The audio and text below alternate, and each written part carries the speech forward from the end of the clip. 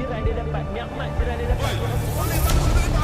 Jadi kita kuat ibadah. Sudah tentu akhlak dia. Kita kat Mekah hati kita bersih tu kan. Mak bapak kita pada tempat yang sewajarnya.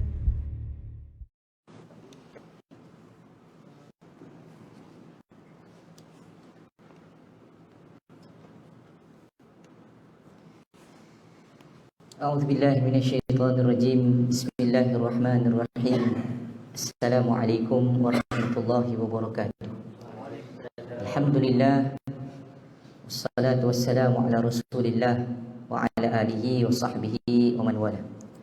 سبحانك لا علم لنا إلا ما علمتنا إنك أنت العليم الحكيم ولا حول ولا قوة إلا بالله العلي العظيم. أشهد أن لا إله إلا الله وحده لا شريك له وأشهد أن سيدنا محمدا عبده ورسوله. وقال الله عز وجل بعد أعوذ بالله من الشيطان الرجيم قل هل يستوي الذين يعلمون والذين لا يعلمون. صدق الله العظيم. Yang dikasihi seluruh ahli jawatan kuasa Surau Putra Al-Amin, para jemaah, tuan-tuan dan juga semua yang menonton kita pada pagi ini, mudah-mudahan diberkati dan dirahmati Allah Azza wa Jalla. Syukur pada Allah di awal pagi kerana masih lagi diberikan kesempatan untuk kita kembali bertaubat kepada Allah. Di saat nikmat yang Allah kurniakan kepada kita yang begitu banyak, didatangkan sedikit ujian untuk sama-sama kita buat satu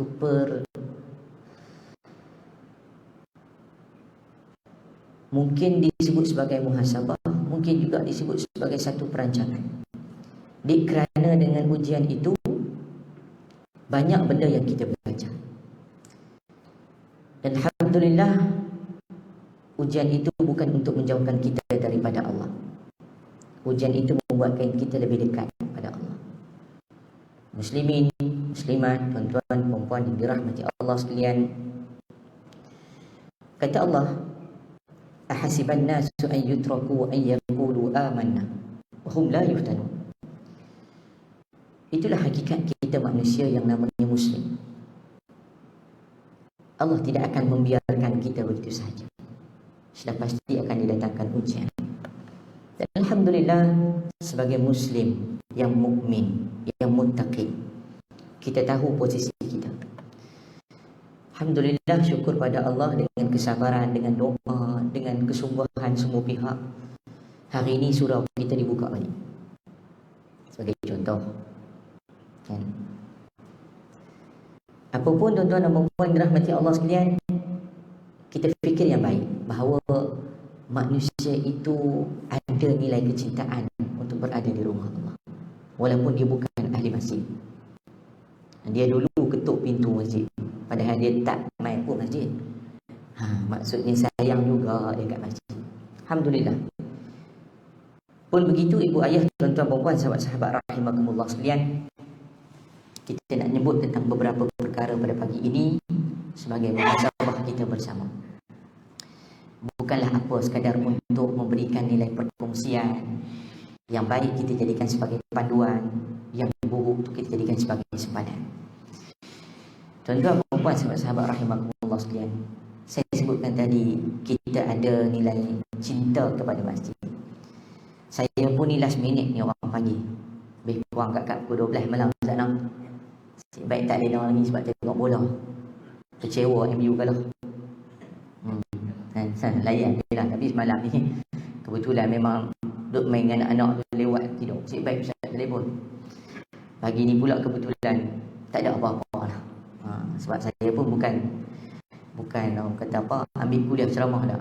Tapi kalau orang minta, sebab saya pegang pesan guru saya, almarhum Datuk Dr. Harudin, man nafasa an mu'minin kurbatan min kurabid dunia, nafasallahu anhu kurbatan min kurabi yaubil qiyamah.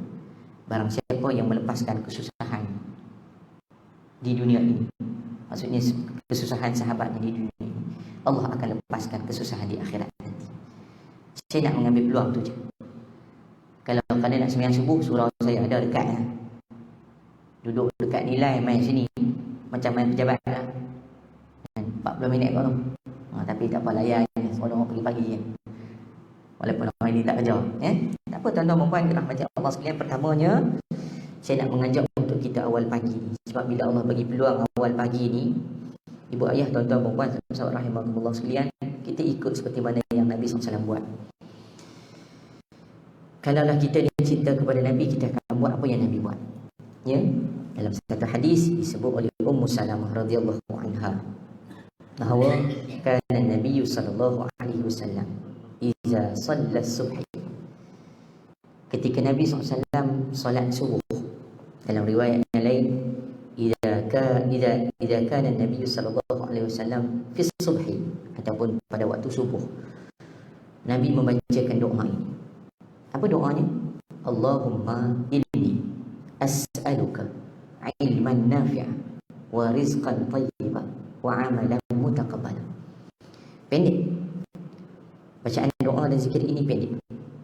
Terkandung dan termaktub dalam ma'thurat yang kita baca pagi dan petang. Alhamdulillah menghimpunkan di antara zikir doa yang ma'thur, yang ada kait dengan Nabi kita Muhammad sallallahu alaihi wasallam. Tuan-tuan amalkan sebagai penambah keseronokan dalam ibadat, sebagai penambah kekuatan, sebagai pemberi semangat, sebagai penjaga dan pelindung kepada musibah dan malapetaka. Ada doa-doanya dalam ma'thurat. Tuan-tuan baca. Sebabnya tuan-tuan, dalam kandungan zikir yang pendek ini, Nabi minta dekat Allah Subhanahu wa taala. Nabi minta apa? Ya Allah, aku bermohon padamu. Allahumma inni as'aluka. Pertama yang Nabi minta, ilman nafi'ah, ilmu yang bermanfaat. Yang kedua, rizqan thayyibah, rezeki yang baik. Dan yang ketiga, wa amalan mutaqabbal, amal yang dilakukan itu diterima Allah Subhanahu wa taala.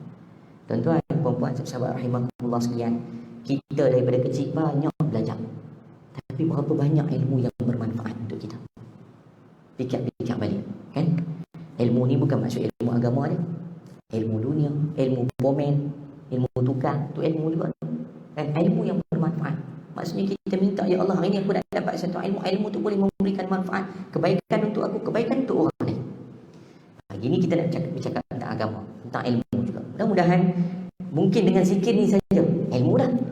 Walaupun tahu dah tentang zikir ni, tapi baru kita tahu, Nabi baca waktu pagi. Ya. Sebab tu saya minta untuk kita sama-sama baca. Satu, tentang ilmu. Yang kedua, rizqan thayyibah. Tuan-tuan, puan-puan, sahabat rahimakumullah sekalian, ni pagi ni kita subuh, kita dengar tazkirah. Lepas ni tuan-tuan rasa nak makan apa? Mana tahu lagi. Tiba-tiba saya nak keluar ustaz, dah siap dah nasi kambing goreng. Pagi-pagi kambing lah, contoh. Sebab lepas ni nak panggil Ustaz Nabil kambing. Tak ada kambing jangan panggil. Kau je lah. Tapi hit bilang kan, pokok dia tahu awal senang sikit, paling bagi tahu kat pengurusi.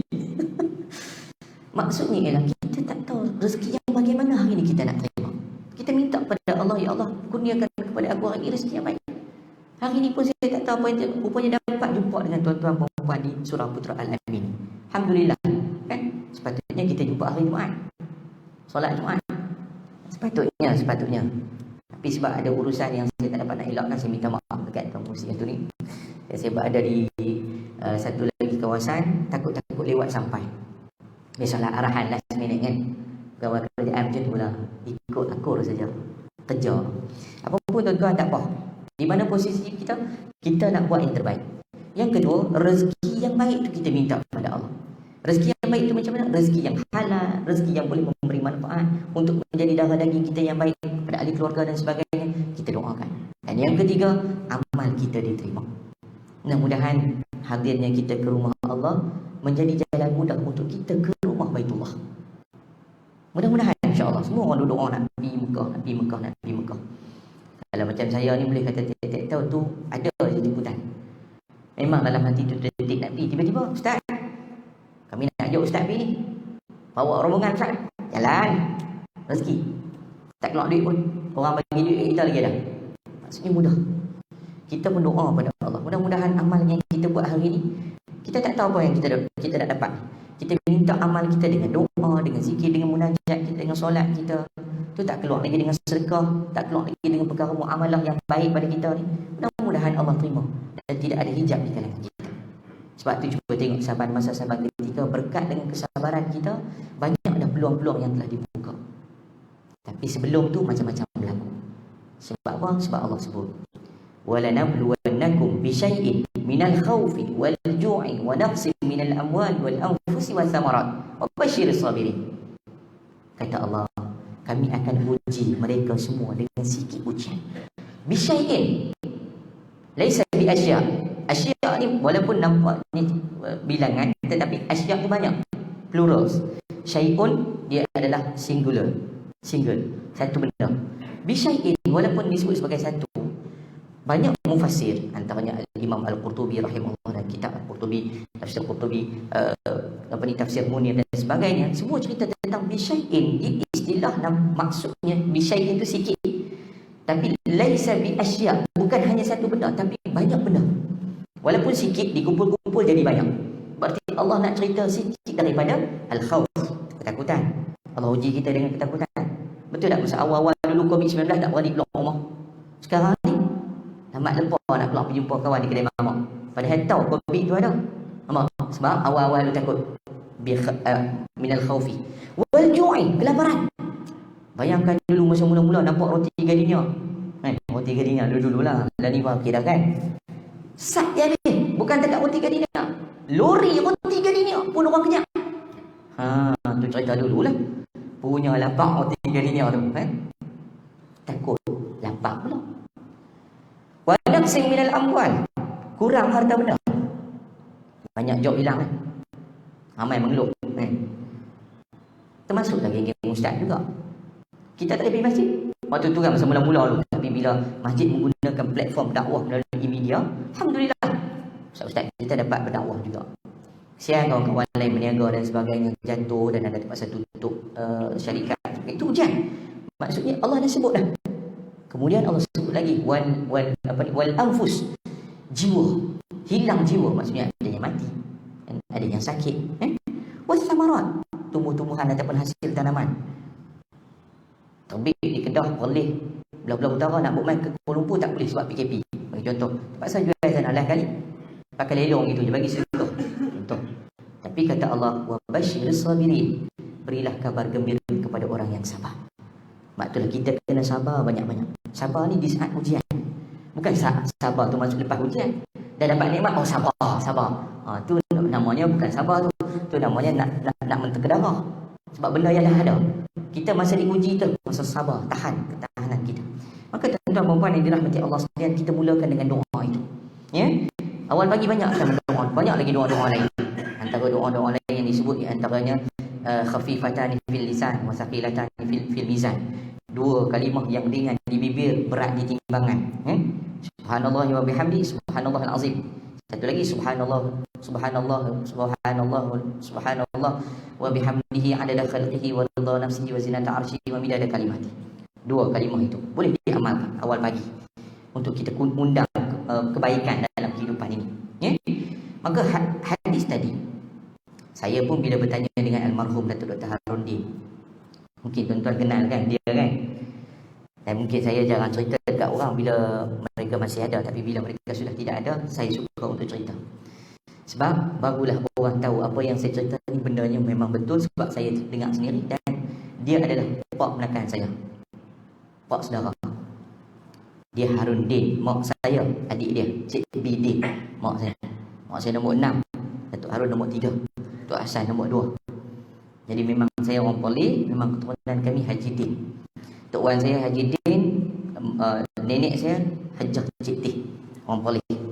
Ya. Sebab tu saya membesar dengan mereka, saya tengok reaksi dia, macam mana dia. Dan memang cita-cita saya nak jadi macam dia. Tapi saya tak mampu jadi sebab ilmunya masya-Allah tabarakallah. Pengorbanan ni cukup besar. Cuma ambil sekelumit ilmu saja. Sempatlah belajar beberapa ilmu dengan almarhum Datuk Seri Abu Hassan Din, pandak saya. Nak mengaji dengan dia cengeng sikit lah. Dia cengeng sikit. Cengeng itu dia garang sikit, backhand sikit lah.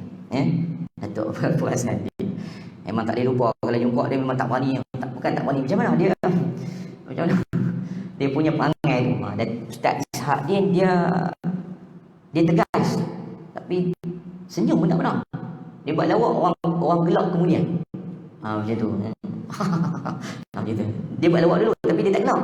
Lepas tu orang nak faham, baru orang gelak. Dia lambat sikit. Tu Ustaz Sa'adin.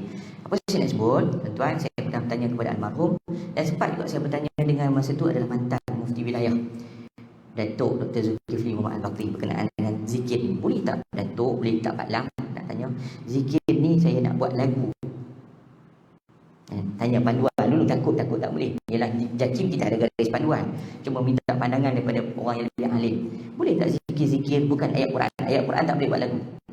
Hantar kepada ayat Quran yang ada lagu, muzik latar tu, tak boleh. Kalau ada tuan-tuan dengar ayat Quran yang ada lagu belakang tu, tolong bagi tahu kat orang buat tu, tak boleh. Ini garis panduan bukan Malaysia je, satu dunia tak boleh. Bimbang orang terkeliru macam kita lah, orang bukan orang Arab, orang ajam ni. Bila dengar tu dia ingat bahasa Arab. Macam contoh Amrudian. Apa lagu? Allah Allah, betul kan? Dia tengok menari gelek. Orang perempuan pula tu dia. Dia tak tahu itu adalah sebutan dia saja. Dia punya lenggok-lenggok dia baik. Bila saya tanya, mereka memberikan dengan jalan keluar, ada beberapa syarat yang dibolehkan. Bukanlah maksudnya semua boleh, ada beberapa syarat. Antaranya, mesej kena jelas, muzik tak boleh kuat, dan benda yang disampaikan tu orang dengar dan faham. Jadi saya kumpulkan maklumat tu, saya pun buatlah satu zikir. Saya kumpulkan zikir pagi dan petang, antaranya zikir. Saya buatlah lagu sikit sebab kadang orang kita ni dia tak ada melodi tu, dia susah nak ingat. Boleh je kita baca Allahumma inni as'aluka ilman nafi'a wa rizqan tayyiba wa amalan mutaqabbala. Boleh. Tapi bila kita buat melodi, buat lagu sikit, dia lagi terbuai-buai. Allahumma inni as'aluka ilman nafi'a wa rizqan tayyiba wa amalan mutaqabbala. Sonok sikit. Tambah pula dengan cucu-cucu, Allahumma inni as'aluka. Dengan cucu tak apa lah. Yang penting doa. Saya Masya Allah bila buat lagu tu dapat respon daripada mak-mak tu utamanya lah. Pak-pak ni dia gentleman, dia jarang sikit sebut. Mak-mak ni, sonok ustaz, zikir ustaz, anak saya sampai boleh ikut. Ada taska-taska. Mulakan dengan zikir-zikir saya, Alhamdulillah. Maksudnya mengambil keberkatan. Kita tolong sampaikan. Jadi tuan-tuan mulakan dengan doa tu. Mudah-mudahan ya. Itu satu. Yang kedua, kita berhenti saat yang tak lama lah. Lebih kurang pukul 9 lah. Lebih kurang lah. Tak apa. Saya pun dah agak panik. Okey, baik. Tuan-tuan perempuan dirahmati Allah sekalian. Saya sebut tadi tentang pujian. Saya sebut tadi tentang keadaan kita diberikan nikmat. Okey, tuan-tuan, dalam satu hadis disebut oleh Nabi SAW yang diriwayatkan oleh Anas bin Malik. Hadis ini ada beberapa riwayat. Saya nyatakan pertama riwayatnya yang disebut oleh Al-Imam At-Tirmizi sahih kedudukannya. Pada kedudukan yang kedua, hadis ini disebut dhaif sebab perawinya, bukan sebab sanadnya. Ya, apapun jika ia benda yang baik, tak salah untuk kita mengambil sebagai satu pegangan. Bukan nilainya sebagai satu hujah. Pun untuk kita yang baik. Kata Nabi SAW, salasul munjiat, 3 perkara yang boleh menyelamatkan kita. Yang pertama kata Nabi SAW iaitu khasyatullahi ta'ala fis sirri wal alaniyah. Takut kepada Allah di saat kita bersunyi-sunyian, duduk seorang-seorang, ataupun di saat kita duduk ramai-ramai. Itu satu. Yang kedua, waridha fil adli wal ghadab.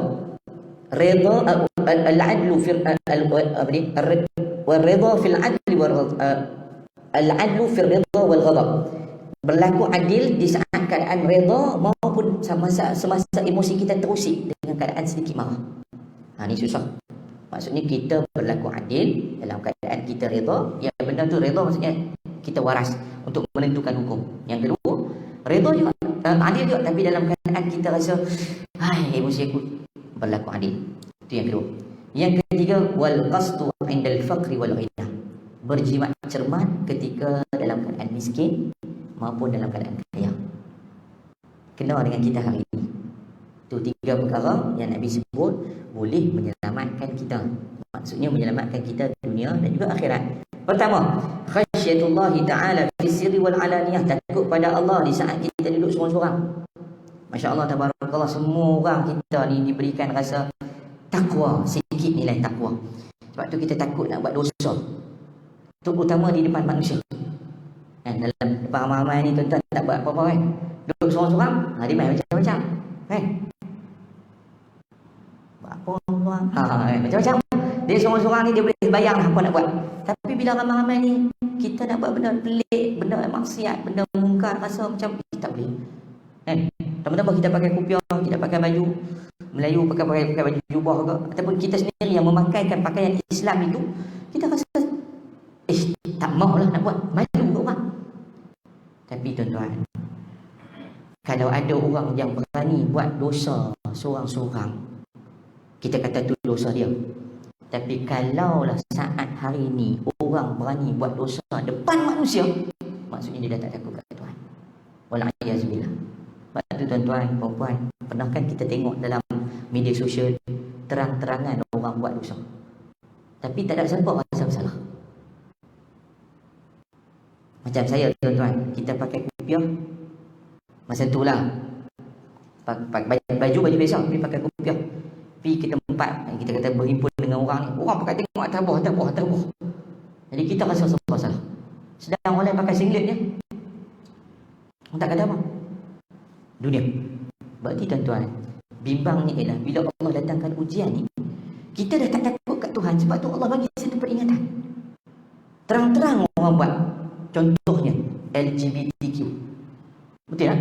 Terang-terang hari ini dunia, dan ada segelintir di kalangan rakyat kita yang menyokong usaha ni. Tuan-tuan tak rasa takut ke? Kisah banyak dah dalam Quran. Kisah Nabi Allah Lut dengan kaum ni kan, dengan pokok yang sebelum ni yang melanggar hukum syar'i. Macam mana keadaan? Kalau dah dengan manusia, sama-sama manusia pun tak rasa takut nak buat dosa ke Allah Ta'ala, patah lagi seorang-seorang, lagi senang nak buat dosa. Wal'iyazbillah. Jadinya kita nak sebut nak selamat dunia akhirat, pertama kena rasa takut.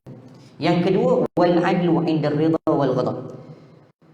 Berlaku adil di saat keadaannya reda, dia boleh terima hakikat itu. Yang keduanya ialah dia rasa tak puas hati, beremosi. Saya bawa satu kisah. Kalau tuan-tuan buka balik sejarah, bagaimana khalifah kita yang keempat, Sayyidina Ali karamallahu wajhah, yang ketika itu hilang baju perisai, baju besi perang kan, dia dijumpai baju itu oleh seorang lelaki Yahudi. Lelaki Yahudi itu ada baju dia, sehingga dibawa ke muka pengadilan. Dan bagaimana seorang hakim nak menentukan pakaian ini, baju besi itu adalah hak milik Yahudi, sedangkan yang didakwa dan yang mendakwa seorang Yahudi, seorang lagi adalah khalifah, sahabat Nabi, menantu Nabi. Dia nak berlaku adil yang macam mana? Dalam keadaan dia nak jaga emosi dia, aku nak jaga standard aku ni. Tuan-tuan nampak tak? Wal adlu 'inda ridha wal ghadab. Di saat dalam keadaan ujian itu dia nak menentukan mana satu lebih baik. Begitu juga yang diceritakan kepada kita bahawa Muawiyah bin Abi Sufyan, dia ada satu ladang, di sebelahnya sahabat Nabi. Saya tak nak cerita nama sahabat ni, takut nanti orang kata memburuk-burukkan. Ini kisahnya bahawa Muawiyah ada satu kebun besar di Madinah bersebelahan dengan sahabat Nabi. Kita boleh baca sejarah tu dan memang ada nama dia. Saya tak nak baca di sini, bukan tak nak burukkan dia, tapi saya nak suruh juga tuan-tuan buat homework, cari nanti kebun, siapa kebun tempat Muawiyah, kebun sebelahnya adalah kebun sahabat Nabi juga. Muawiyah tak duduk di Madinah, Muawiyah duduk di Syam. Diceritakan bahawa pekerja Muawiyah di ladang buat kerja sikit, termasuk ke dalam kawasan ladang sahabat ni. Sahabat Nabi ni tak puas hati, hantar surat dekat Muawiyah. Dia kata, wahai Muawiyah, sebelum apa-apa berlaku, tolong settle segera. Kalau tidak, dengan kebun-kebun engkau aku akan binasa. Dia beri ancaman. Muawiyah tunjuk surat tu dekat anaknya. Anak dia kata apa? Wahai bapa, hantar sekumpulan besar tentera kita yang hebat dan kuat, pergi jumpa dengan sahabat. Muawiyah kata, kamu kena banyak belajar lagi. Kalau kita lah dengar orang nak main ancam rumah kita, terus pergi buat report. Bukan silap, masuk media sosial, baru best. Ustaz Nabil ni kecam saya, contoh contoh. Tak ambil orang lain contoh. Kita tak pasti media sosial. Mahkamah dunia. Oh, kemah. Situ tempat nak membawang. Pembangan. Like dengan komen. Dia ada isu. Ya. Tuan-tuan dan puan, sahabat-sahabat rahimahullah. Muawiyah nak tengok anak dia. Nak didik anak dia macam mana. Dia bagi surat tu. Bila anak dia tengok, suruh hantar sekumpulan batalion tentera yang hebat. Maka Muawiyah kata ke anak, wahai anakku, banyak lagi yang kau kena belajar. Muawiyah hantar satu surat dekat sahabat. Dia kata apa? Wahai sahabatku yang aku kasihi, kita berkasih kerana Allah, bersahabat kerana Nabi. Kemudian disebut panjang. Antara catatan dia ialah salah satu ni. Kalaulah kebun aku dari Madinah sampai bumi Syam, ambillah semua untuk kamu. Andai kata tidak cukup penghuni ataupun pengurus di tempat kamu, ambillah keseluruhan pengusaha aku ataupun pekerja aku tu bekerja dengan kamu. Tuan, kalau kita marah tuan, tak payah cerita. Anak bab satu keluar kat mulut. Anak bab satu. Faham tak faham? Lambat. Tu tak kira lagi. Celahi. Lagu Indonesia. Oh, tak apalah kan. Kita punya marah akan keluar benda tak elok. Tapi tengok Muawiyah, tunjukkan contoh sampai sahabat ni datang daripada Madinah ke bumi Syam, jumpa Muawiyah, peluk Muawiyah. Betapa besarnya sahabat bersahabat dengan Nabi sehingga terlahirnya akhlak yang baik pada kami. Sahabat rahimakumullah sekalian, nampak dah? Ketika marah ni kita nak jadi macam mana? Dia bersahabat. Yang ketiga, wal qasdu 'inda al-faqri wal ghina. Kita berjimat cermat ketika dalam keadaan miskin maupun dalam keadaan senang. Ya, miskin kita boleh jimat cermat.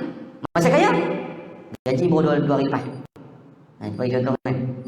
Hari pertama pergi mana? Ayo ayah Ustaz. Tak bukan. Pergi makanlah, makan sedap-sedap sikit, bawa anak lama-lama tak pergi. Lepas tu pula ni hujung minggu, hotel. Saya tengok kawan saya semua update. Hotel. Lama. Geng-geng Putrajaya semua main hotel semua ni. Oh, lain macam ni tu. Bukan biasa-biasa. Bukan kaleng-kaleng. Wih, nasib baik Ustaz Zaid tak tahu mana. Maksud tak apa. Ada kemampuan, tak apa. Nak bagi reward, kan? Nak bagi rasa seronok penghargaan ke anak-anak dah lama tak keluar rumah. Jaga SOP. Baik. Sahabat rahimahullah sekalian, ini pesan Nabi suruh kita berjimat cermat dalam keadaan masa kita tak berapa nak ada duit. Yang paling penting masa kita kaya, masa kita ada keuntungan sikit. Maka ini di antara perkara yang boleh menyelamatkan kita dunia dan akhirat. Dalam masa yang sama, Nabi SAW sebut lagi bahawa wasalasun muhlikat, 3 perkara yang boleh membinasakan kita. Apa dia? Yang pertama, hawa muttaba'un, hawa nafsu yang diikuti. Yang kedua, wasyuhun muta', orang bakhil yang ditaati. Dan yang ketiga, wa'ajabul mar'i bi nafsi, rasa ujub pada diri sendiri. Tuan-tuan perempuan dirahmati Allah sekalian, kita ambil peluang. Pertama, kata Nabi SAW, iaitu orang yang boleh 3 perkara yang membinasakan. Pertama, hawa yang diikuti, hawa nafsu. Alhamdulillah, dengan ujian kita hari ini, lihat balik berapa banyak kita boleh kekang diri kita daripada mengikuti hawa nafsu. Alhamdulillah, saya nampak kawan-kawan saya yang ramai banyaknya mengambil pendekatan untuk satunya berpuasa. Alhamdulillah. Maksudnya bila kita puasa ni, kita boleh dah jaga sikit diri kita. Kemudian tengok macam mana isu masjid, isu suram. Kat situ sudah nak uji kita dengan hawa kita ni, dengan perasaan kita sama ada kita boleh kawal ataupun tidak. Ya. Kemudian yang kedua, wasyuhun muta'. Tuan-tuan, Islam suka orang yang kaya. Tapi Islam tak galakkan kita ni kaya, lepas tu kedekut pula. Apatah lagi miskin, kedekut. Lagi tak boleh. Sebab tu tuan-tuan, nak jadi kaya, jangan tunggu duit banyak. Kaya ni benda yang ada dalam poket kita tu adalah harta. Kaya. Ada kan? Ada kan dalam poket kita kan? Macam tak mengaku je semua. Tapi surah Putra Al-Amin ni orang hebat-hebat.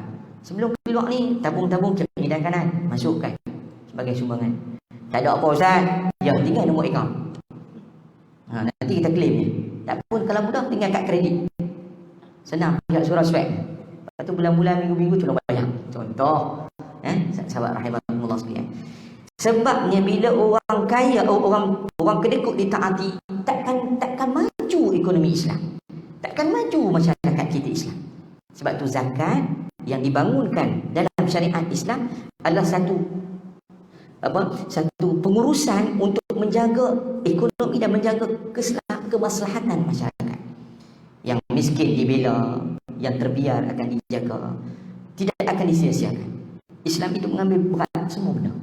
Sebab tu kadang-kadang bila isu tentang zakat dan sebagainya, tolong refer kepada pusat pemungutan zakat. Bimbang nanti bukan apa. Ada orang tanya kan, boleh ke Ustaz saya nak bagi zakat terus? Betul, dalam Islam tidak ada halangan. Cuma cara pendekatan kita di Malaysia, kita kumpulkan ke Baitul Mal, pusat pemungutan zakat. Sebab dia akan tansik, dia akan bahagi mengikut kepada nama yang telah sedia ada. Dengan dia buat satu data tu, dia akan bagi mengikut kepada setiap orang dan semua insya-Allah akan dapat sama adil. Lainlah kalau kita bagi. Contoh saya kenal dengan ustaz. Saya bagi contohlah ustaz berhak terima. Saya bagi ustaz. Tiba-tiba ada lagi ustaz lain terkenal ustaz, bagi kat ustaz lagi. Yang tu haji, yang orang lain. Nampak tak? Dia tidak balance, tak seimbang. Sebab tu bila kita bagi kat pengurusan zakat akan bagi, semua akan dapat benda yang sama insya-Allah. Ya. Yang ketiga, wa'jabul mar'i bi nafsi. Asyik ujub pada diri sendiri. Tuan-tuan, puan-puan, sahabat rahimakumullah sekalian. Hari ini Allah uji kita semua. Dan pertama mutakhir ini Allah uji setiap di kalangan para pendakwah. Kita mengikuti perkembangan semasa kan. Kita doakan yang baik-baik. Sebab kita tak tahu mana satu yang betul, mana satu yang salah. Kita minta yang salah dibawa ke muka pengadilan, diadili dengan baik. Yang betul, tolong jaga adab. Membawa hujah-hujah itu untuk membenarkan pertuduhan itu dibawa kepada muka pengadilan. Jangan dibawa kepada muka media sosial. Kan? Kita pula jadi hakim. Memang aku dah rasa dah aku kan. Lepas tu pula istilah pentaksum, pemuja kan? Tak ada dalam Islam. Kalau bila sebut pemuja, pentaksum, dia bukan dalam golongan Islam. Kan? Sebab Nabi bersalah, kita ni bukan kelompok namanya asabiyah. Kita ni kelompok yang namanya ada fikrah tauhid kepada Allah saja. Setiap kita ni, hatta kalau kita jumpa sahabat kita di bumi China, hatta jumpa sahabat kita di bumi Moskow, Rusia, sebagai contoh, dia Muslim sebab sahabat kita, walaupun dia berlainan bangsa. Sebab itulah kita ni kena faham, i'jabul mar'i bi nafsi. Perkara yang paling bimbang ialah kita rasa bangga dengan apa yang kita ada. Kita rasa bangga dengan apa yang kita buat. Tuan-tuan, sahabat rahimakumullah sekalian, saya bawa satu kisah Nabi Allah Daud alaihi salam. Mungkin kalau kita baca masa zaman kecil-kecil dulu, seronoklah cerita kisah ni. Nabi Allah Daud ni ayah kepada siapa? Saja tanya, buat soalan spot check. Nabi Allah Daud ayah kepada Nabi Allah Sulaiman alaihi salam. Kelebihannya lebih kurang sama macam Nabi Allah Sulaiman, iaitu dia boleh mendengar dan dia boleh memahami bahasa-bahasa daripada makhluk lain, terutama haiwan. Satu ketika, panjang cerita Nabi Allah Daud ni, di antaranya dia seorang pemerintah, dia seorang yang abid, dan juga dia yang mengatur perancangan dalam pemerintahan dia. Apapun saya nak sebut secara pendek ialah, satu hari dia rasa sedih dengan kisah hidup dia. Dia pergi duduk dekat tepi pesisir pantai, dia angkat tangan, dia dadah tangan, dia doa pada Allah. Ya Allah, dah lenguh dah tulang belakang aku ni, kerana dengan ibadat aku yang lama. Dah kering dah air mata aku ni dengan munajat aku selama-lama. Takkanlah hidup aku macam ni. Nabi Allah Daud alaihi salam, dia manusia macam kita. Maksud saya cerita ni bukan kita nak merendahkan dia, tidak. Dia ada relate dengan apa yang saya nak sebut nanti. Maksudnya macam kita. Kita pun mengadu dekat Allah, ya Allah, aku dah buat baik dah Allah, kenapa aku tak kaya lagi? Yang contoh, nak kaya macam tu kan, apalah minta, ya Allah, kenapa aku tak boleh dapat jodoh ni? Dah macam-macam dah aku usaha. Ya, kalau tak kat jodoh di alam maya tak jadi. Kan, tu jodoh maya tipu je. Sekarang ni kena betul-betul baik. Tuan-tuan, tengok balik Nabi Allah Daud kata apa? Dia minta ke Allah, kenapa aku jadi begini, tunjukkan kepada aku apa yang perlu aku buat. Dia mengadulah ke Allah. Bukan dia membebel ataupun dia merungut. Dia minta kepada Allah, ya Allah, apa lagi yang aku nak buat? Aku dah minta macam-macam, aku dah buat dah macam-macam. Tiba-tiba ada satu makhluk duduk sebelah dia, iaitu kata. Makhluk ni kata kat dia, wahai Nabi Allah Daud, kau adalah di antara sebaik-baik dan semulia-mulia makhluk. Kamu menjadi utusan Allah. Kamu duduk di kalangan manusia yang banyak, yang hebat. Aku ni makhluk Allah Ta'ala juga, tapi aku duduk dalam hutan. Selama aku duduk dalam hutan lebih kurang 30 tahun, tak pernah pun satu masa aku tinggalkan untuk aku ingat pada Allah, yakni zikrullah. Bahkan yang paling aku bimbang ialah apa yang akan aku kata, apa yang akan aku sampai bila aku bertemu dengan Allah Ta'ala. Binatang yang namanya katak pun cakap kat dia macam tu. Terkhuih dia rasa insaf. Dia duk mengadu ke Allah macam-macam lah. Rupanya makhluk yang kecil ini pun takut nak bertemu dengan Allah. Aku pula macam mana? Sahabat rahimakumullah sekalian, satu muhasabah buat kita. Kalau hari ini kita canang, kita buat kebaikan, kita dah rasa syurga tu milik kita. Bayangkan berapa sangat banyaknya kebaikan kita buat nak berbanding dengan sahabat Nabi. Sahabat Nabi lah, banding dengan tabi'in. Tabi'in pun jauh lah. Siapa yang baik kat sini? Orang yang sebelum kita lah. Nak sebut Tok Imam, nak kita berkata Tok Imam lebih kurang kami tak jadi. Dah, kita bila manusia, sama-sama kita akan buat satu perbezaan. Apapun tuan-tuan, perempuan, sahabat rahimakumullah sekalian, muhasabah mudah ialah kita hari ini ambil tak pengajaran yang ada dalam Quran, ambil tak sunnah Nabi sebagai satu pegangan ataupun panduan. Setiap yang Allah turun dalam Quran itu di antara jalan cerita kepada setiap jalan keluar pada masalah hidup. Begitu juga dengan sunnah Nabi, macam mana komunikasi manusia antara manusia, macam mana cara nak selesaikan hubungan dengan keluarga, Nabi dah tunjuk. Maka tuan-tuan dan puan, 3 perkara yang boleh menyelamat dengan 3 perkara yang membinasakan, saya tinggalkan untuk tuan-tuan ambillah sebagai satu pengajaran. Terutama yang mendengar kita, yang menonton kita di Facebook, tolong ambil satu peringatan bersama. Tak lain tak bukan untuk saya juga, dan juga untuk tuan-tuan juga dan perempuan yang mendengar dan menonton. Kerana kita nak sama-sama mengambil peluang. Sebab Allah sebut wadzakir fa inna dzikra tanfa'ul mu'minin, dan berilah peringatan kerana peringatan itu ataupun benda yang namanya teguran, nasihat adalah sesuatu yang berguna, yang memberi manfaat kepada orang yang beriman. Mudah-mudahan apa yang saya sampai ni tak kena mengena saya nak kata kat siapa-siapa, takut amboi ustaz mai sini rupanya nak kata kat dia. Tak. Masa saya duduk dengan almarhum Datuk Tarudin, kita ada masalah kan? Semua kita ni ada masalah kan? Bukan tak ada masalah, ada masalah. Contohnya macam saya ada masalah hutang. Masa itulah kita pun duduk fikir macam mana aku nak settlekan masalah hutang. Datuk Harun ni masa dia main bagi tazkirah, dia sentuh benda yang kita aku baru nak tanya. Macam tu. Seolah-olah Allah datangkan dia tu sebagai pemberi jawapan kepada masalah kita. Mungkin juga macam saya cakap ni, mungkin tuan-tuan ada terhenti 2-3 benda bila saya keluarkan benda ni, baru tahu. Allah datangkan, tumpang datang. Jadi setidaknya wazakir tu beri peringatan, memberi manfaat untuk kita yang mendengar dan menonton. Mudah-mudahan tuan-tuan dan puan dengan masa dan ruang waktu yang singkat ini banyak manfaat yang kita perolehi. Saya minta maaf kalau ada kekurangan pada diri saya ataupun pada penyampaian saya, ataupun kekurangan ataupun kesilapan pada data maklumat yang saya sampaikan. Boleh sama-sama kita betulkan. Manusia ini dia suka, dia ambil klik tu lagi dia viral.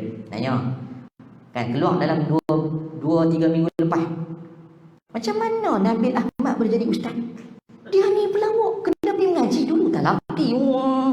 Kebetulan saya buat program betul dengan Nabil Ahmad juga, sahabat saya. Nama dia Ahmad, Nabil Ahmad. Saya Nabil Ahmad, tak tipu. IC ada. Bukan Nur Sajat. Silap, Nabil Ahmad. Nama saya memang betul, tak tipu. Nama dia pun Ahmad Nabil Ahmad. Tiba-tiba bila kami program 2 sekali, dalam tu orang sebut, kita akan bersama dengan Ustaz Nabil Ahmad. Yang seorang lagi Nabil Ahmad baca hadis. Dia baca hadis, saya bagi pandangan. Jadi macam orang kata, Nabil baca hadis, pemain Ustaz Nabil ni dah jadi ustaz lah. Padahal dia yang baca hadis, baca je lah. Kita yang menterjemahkan hadis. Jadi kita menterjemahkan apa yang dimaksudkan, itu saja. Timbul pula isu spekulum kala ni, makcik-makcik membawang ni di dalam sosial ni, biasalah kan. Jadi saya terpaksa betulkan balik, takut salah faham. Jadi kenal saya sebagai Nabil dan kenal dia juga nama Nabil. Ni payah juga nama sama. Sebab dua-dua kelima. Wah, angkat diri mak. Saya tak kelima mana orang, bukan kenal pun Nabil Ahmad. Nabil Ahmad tu seorang lagi yang betul. Tak apalah, apa pun tuan-tuan dan puan, sama-sama kita ambil peringatan. Yang baik datang pada Allah, yang lemah yang kurang datang daripada diri saya, dan hakikatnya kedua-duanya itu datang daripada Allah SWT. Untuk sama-sama kita ambil sama ada pengajaran, panduan maupun dijadikan sebagai sempadan. Yang baik sama-sama kita buat, yang buruk kita tinggalkan, dan paling penting sama-sama kita saling bersepahaman. Jangan bersalah sangka, jangan buruk sangka, bimbang dengan perkara tadi boleh menghilangkan nilai pahala. Hanya sekadar itu saja pertemuan ringkas kita pada pagi ini. InsyaAllah ada rezeki kita akan jumpa lagi di lain masa, di lain ketika. Mohon maaf banyak sekali lagi. Aqulu qawli hadza wa astaghfirullahal azim li wa lakum. Siru ala barakatillah. Wassalamualaikum warahmatullahi wabarakatuh.